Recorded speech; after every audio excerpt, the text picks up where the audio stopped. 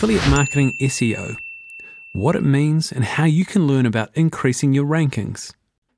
One potentially huge source of traffic is from the search engine. But to take advantage of it, you need to be ranked highly in the search listings. One way to improve your ranking is by employing either pay-per-click or SEO methods. In this lesson, we're going to introduce you to an overview of search engine optimization, or SEO. What is search engine optimization? Well, when you search for something in a search engine, you typically end up with two sets of results. One is the paid listings, which appear down the right-hand side of the page and occasionally at the top of the page. The rest of the results on the page are the natural or organic search listings. Appearing in this list doesn't cost the website anything. These are the results that the search engine considers to be the most relevant for the search term. For a lot of affiliates, having their site listed in these free or natural results is a cornerstone of their business, since it results in a lot of free traffic to their site. However, while it's easy to get into the natural search results, if your website doesn't appear in the first few pages, you're unlikely to get a lot of traffic from it. In fact, most web searchers don't bother looking beyond page 1 of the search results, let alone page 2, 3, or further. The term search engine optimization, or SEO for short, refers to the things you can do for your website to help it appear closer to the top of the search engine rankings for your important keywords. The closer to the top you are, the more traffic you'll get. The more traffic you get, the more money you make. It's an equation that makes a lot of sense to affiliates.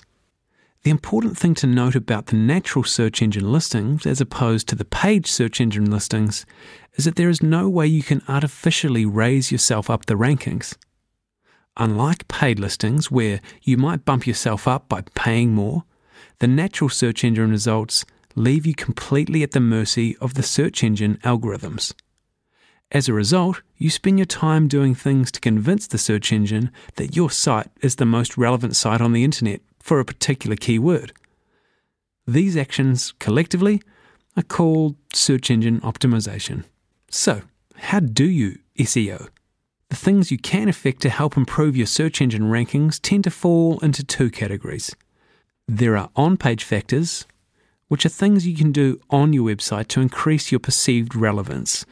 These include things like using your keywords on your pages, using HTML headers correctly, and linking your pages together correctly.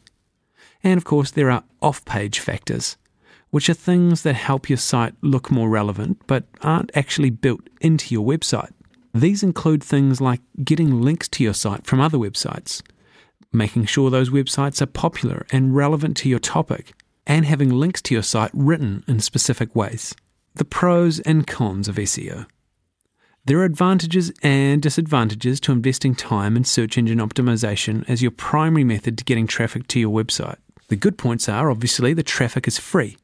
The traffic you get through natural search results is free traffic, and that's very important. The traffic is lower risk. Because your traffic is free, it's less of a risk than if you were paying for traffic. You aren't under as much pressure to start turning a profit, because you aren't losing any money. SEO is democratic. Your ability to rank well in the search engines isn't directly related to how fat your wallet is, unlike the paid search listings.